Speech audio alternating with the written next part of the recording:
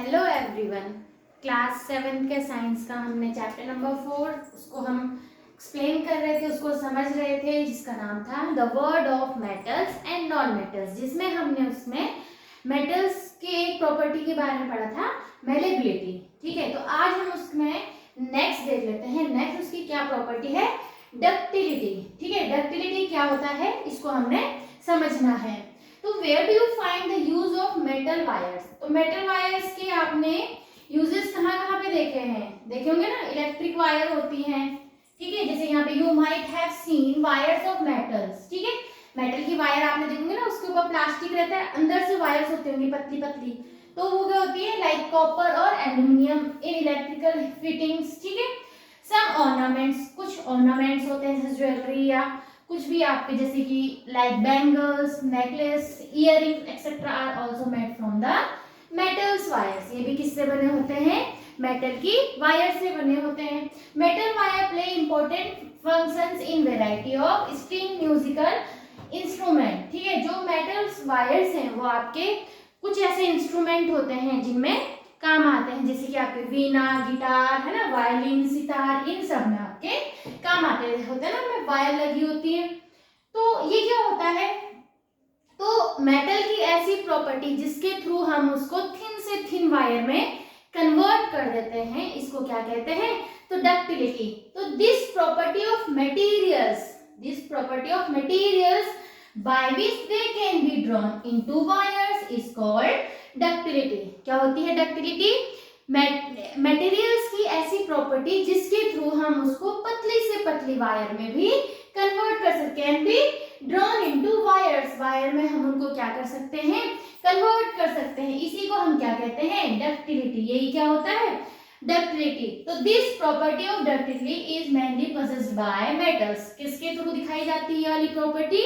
जो हमारे मेटल्स होते हैं वो आपकी डक्टिलिटी की प्रॉपर्टी को शो करते हैं। तो यहाँ पर ये लड़की बता रही है, gold is so ductile that 1 gram of it can be drawn into a 2 kilometre long wire. आपने देखा होगा ना, गोल्ड की सबसे ज्यादा ज्वेलरी किसकी बनाई जाती है? गोल्ड की रहती है ना। तो गोल्ड यानी कि उसमें देखा होगा आपने कितने पतले पतले वायर्स उसमें क्रिएट किए जाते हैं उसको बनाने के लिए। तो क्या है? 1 ग्राम ऑफ गोल्ड को कितना में? 2 किलोमीटर। 2 किलोमीटर देख रहे हैं, पता होगा ना कितना? 1 मीटर ही इतना हुआ। ठीक है ना। तो 2 किलोमीटर तक आप 1 ग्राम गोल्ड को 2 किलोमीटर लंबी वायर तक उसको कन्वर्ट कर सकते हैं। तो the ductile nature of metal enable for the creation of this T strainer with metal wire. अब यहाँ पे आप देख रहे होंगे ना, जिससे हम चाय छानते हैं, ये देखो ये है ना, इसके अंदर ये पतली पतली यहाँ पर क्या है? वायर्स हैं। तो ये भी किसकी वायर है? मेटल्स की वायर है, जिसके थ्रू हम क्या कर रहे हैं? चाय को छान रहे हैं। ठीक है, तो समझ आया डक्टिलिटी क्या हुआ?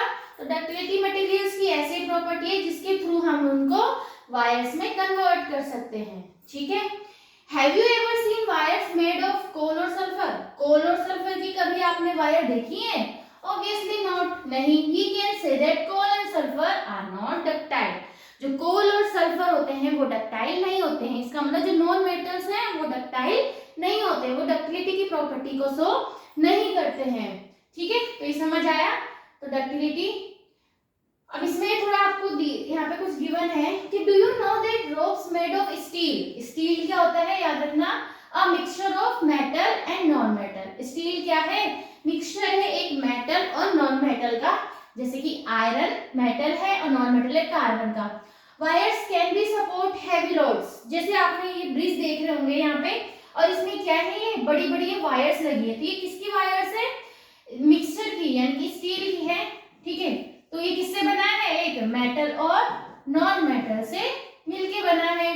तो ये क्या करते हैं? हैवी लोड्स को क्या कर सकते हैं? संभाल सकते हैं। तो they are used in suspension bridge. ऐसे ब्रिजों में इनको यूज किया जाता है। एंड इन क्रेन में यूज किया जाता है to lift heavy object. Heavy object को लिफ्ट करने के लिए, उठाने के लिए। ठीक है, तो क्या आ जाएगा? अगर क्वेश्चन आ गया कि जो सस्पेंशन ब्रिज और क्रेन्स में आपके जो वायर्स यूज होते हैं वो किस चीज के बने होते हैं? वो मिक्सचर होते हैं मेटल और नॉन मेटल का। ठीक है, तो मेटल उसमें आयरन ले लिए, नॉन मेटल कार्बन, स्टील का इसमें एग्जाम्पल आपको गिवन है। नेक्स्ट है आपके पास, ठीक है, इतना समझ आया सभी को?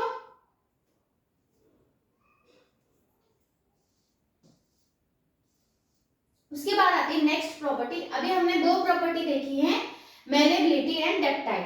नेक्स्ट प्रॉपर्टी हमारी सोनोरिटी। क्या प्रॉपर्टी है? सोनोरिटी। इसका मतलब है आवाज आना, साउंड से मतलब है। किससे मतलब है? साउंड से। ठीक है, आपने देखा होगा कभी आप जैसे स्पून है ना, स्पून मेटल की स्पून है, उसमें हम जिससे हम खाना खाते हैं, उसको नीचे अगर आपने गिराया तो आपको एक आवाज आती है। जैसे बर्तन है, ठीक है, उनको नीचे गिराया तो आवाज आती है। कोई आयरन की नेल है, उसको नीचे गिराया तो कोई आवाज आती है ना। तो ये क्या था? Have you ever notice the sound produced when a metal spoon or a metal plate or a metal coin is dropped on the floor? How is it different from the sound produced when a piece of coal or wood is dropped on the floor? आप कभी देखना, जैसे coin ले लिया या metal के आपने जैसे बर्तन ले लिया, उनको नीचे गिराना, उनकी आवाज को सुनना, ध्यान देना, और एक हाथ में आप क्या लेना, लकड़ी का टुकड़ा और कोल लेना और उनको नीचे गिरा के उनके साउंड को सुनना। उन दोनों के साउंड में क्या डिफरेंस है? ठीक है, तो जो आपने देखा होगा मेटल के जो आपके जितने भी ऑब्जेक्ट है वो नीचे गिरे, उनसे एक तेज आवाज आई, ठीक है, और जितने भी आपके जैसे नॉन मेटल वाले ऑब्जेक्ट है जैसे कोल और आपका वुड हो गया, वो आपका नीचे गिरा तो उससे वैसे आवाज नहीं आई, हल्की आवाज आई है। ठीक है, तो क्या होता है, तो सोनोरिटी की प्रॉपर्टी को शो करते हैं कौन? मेटल्स। ठीक है, जैसे ये है, यहाँ पर एक ब्लाइंड पर्सन आपको बताया गया है। ठीक है, तो I use the difference in sound when my stick hit wood or metal to help find my way. अब जैसे यहाँ पर ये जा रहा है, तो ये यहाँ पर क्या है, अगर ये यहाँ पर एक मेटल का यहाँ पर पोल लगाया गया है, इतने स्टिक से इसने इसको बजाया तो उसको क्या है, एक साउंड आएगी, है ना, एक साउंड आएगी। और अगर मान लो कुछ यहाँ पे वुड का है, वुड है, उसमें अगर इसने इसमें स्टिक को क्लिक किया तो साउंड नहीं आएगी, है ना। तो इससे ये क्या करता है, पहचान जाता है कि मेरे रास्ते में कुछ मेटल की ऑब्जेक्ट है या नॉन मेटल की ऑब्जेक्ट है। यहाँ पर आपको एक एक्टिविटी गिवन है, इसको देख लेते हैं। Be careful while dropping the object. आपको वही जो अभी बताया था ना कि आपको क्या करना है, कुछ ऐसे ऑब्जेक्ट लेने हैं अलग अलग टाइप के, जिनको आपको ड्रॉप करना है एक हाइट से, और फिर उनकी साउंड में आपको डिफरेंस बताना है। तो take few object like such as metals, ठीक है, स्पून, अ मेटल स्पून, ठीक, a coin, a piece of coal and a block of wood. आपको ये सब चीजें लेनी है। Drop them one by one from a certain height. एक हाइट से उनको क्या करना है, आपको नीचे गिराना है।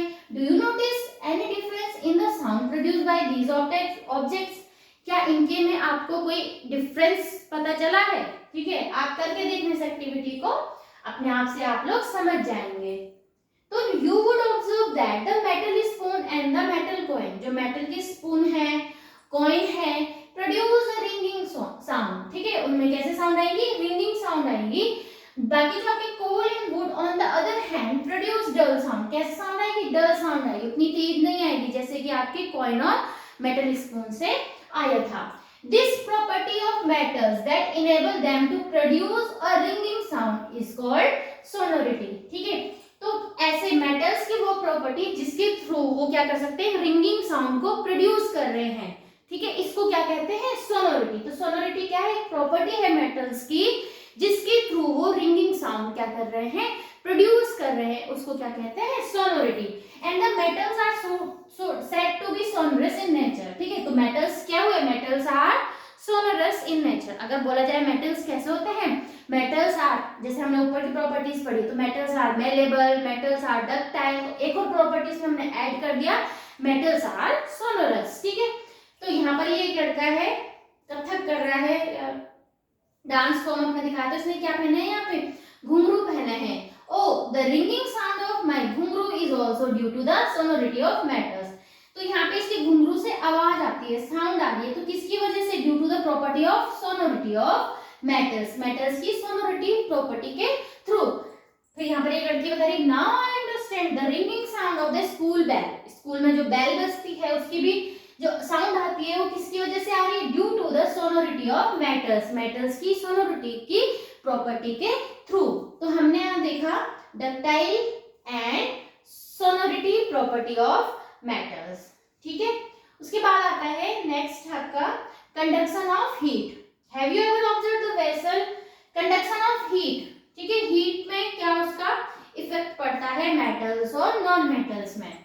Have you ever observe the vessel and used for cooking in the kitchen? आपने देखे होंगे वेसल यूज होता है। मान लो हमने कोई एक वेसल यूज किया, ऐसे एक पैन यूज किया, तो ये तो आपका रहेगा मेटल का, ठीक है, और जिसमें हम इसको होल्ड कर रहे हैं ये आपका रहेगा नॉन मेटल का, है ना।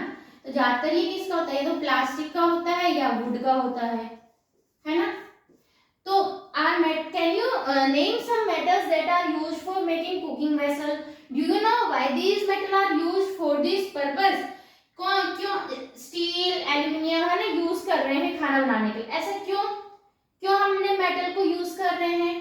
This activity must be perform under the supervision of teacher, ठीक है, इसको आपने आपके टीचर्स कराएंगे। Place a glass on a table, एक ग्लास हमने लिया है, फिल इट हॉट वाटर, इसमें क्या डाला है? हॉट वाटर, गर्म पानी इसमें हमने पुट किया है, ठीक है।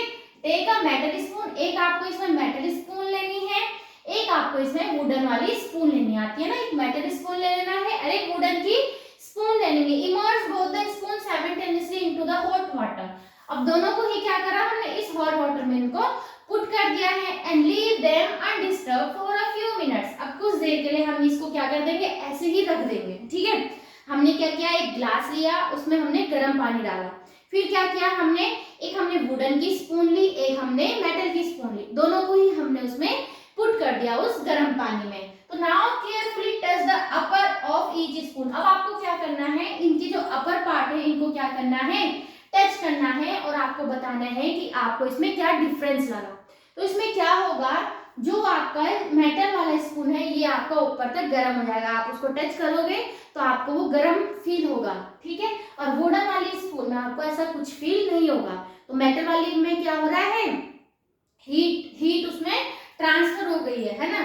तो आइए समझते हैं इसको ऐसा क्यों। तो ये है such discussion on which of the spoons get hotter, which spoon get hotter?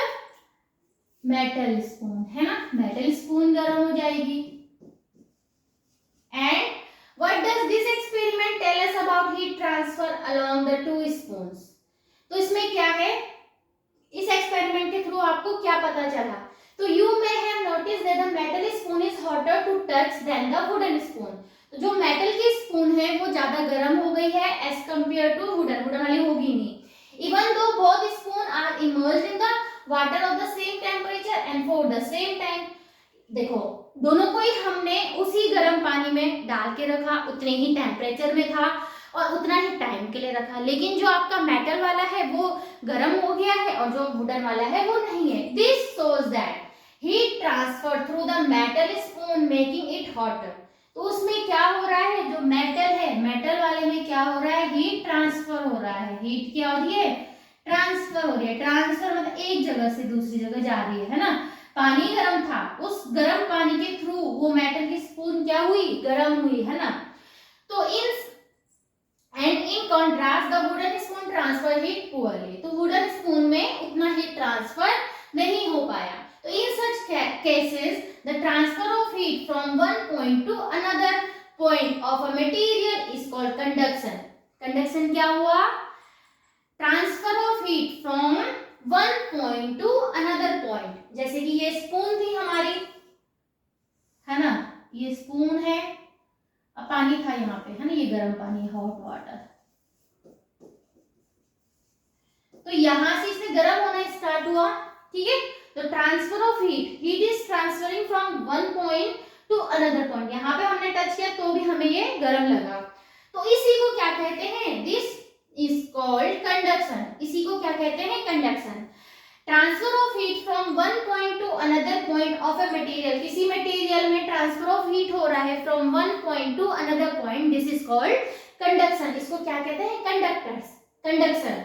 और and the material that transfer heat are called conductors. और जो मटेरियल आपके हीट को ट्रांसफर कर रहे हैं वो क्या है? Conductor. It means spoon is the good conductor of heat, है ना, यानी कि मेटल की जो स्पून है वो क्या है? आपकी गुड कंडक्टर ऑफ हीट। तो based on the observation one can say the metals are good conductors of heat. इसका मतलब क्या हुआ? मेटल्स क्या है? यानी कि जो मेटल वाली स्पून थी उसने हीट ट्रांसफर करी, इसका मतलब they are the good conductors of heat, whereas wood is a poor conductor of heat. So now we understand understand why mostly metal vessels are used for cooking and their hands are made with wood or other materials that do not conduct heat. You will learn more about this in the chapter heat transfer in nature. अब हमें पता चला कि क्यों जो cooking vessels होते हैं, ठीक है, जो आपके कुकिंग वेसल्स है वो किसके बनाए जाते हैं? मेटल्स के। क्यों? क्योंकि उसमें क्या हो रही है? हीट ट्रांसफर हो रही है। और आपने देखा होगा जो उनके हैंडल्स होते हैं, तो handles are made with wood या तो अदर मटेरियल जैसे प्लास्टिक के रहते हैं जिनमें की हीट अच्छे से ट्रांसफर नहीं होती है। तो ये इस तरीके से हमने यहाँ पे देखा कंडक्टर्स ऑफ हीट क्या हुए, कंडक्शन ऑफ हीट क्या हुआ, ठीक है। नेक्स्ट आता है, नेक्स्ट है हमारे पास कंडक्शन ऑफ इलेक्ट्रिसिटी। इसको हम समझेंगे नेक्स्ट क्लास में। तो आज हमने देखा प्रॉपर्टी में सबसे पहले दिन तो हमने देख लिया था कि मेलेबिलिटी, नेक्स्ट हमने देखा डक्टिलिटी, सोनोरिटी, और साथ ही साथ हमने देखा कंडक्शन ऑफ हीट कि क्यों आपके मेटल वाले कुकिंग के लिए यूज कर रहे हैं ना, क्यों नॉन मेटल्स यूज नहीं हो रहे हैं। तो यहाँ पे हमने देखा ये चैप्टर हमारा metals, the word of metals and non metals. Next topic रहेगा हमारा कंडक्शन ऑफ इलेक्ट्रिसिटी। अगर आपको चैप्टर समझ आए please like, share and subscribe our channels, और अगर अच्छा लगे प्लीज कमेंट। Thank you.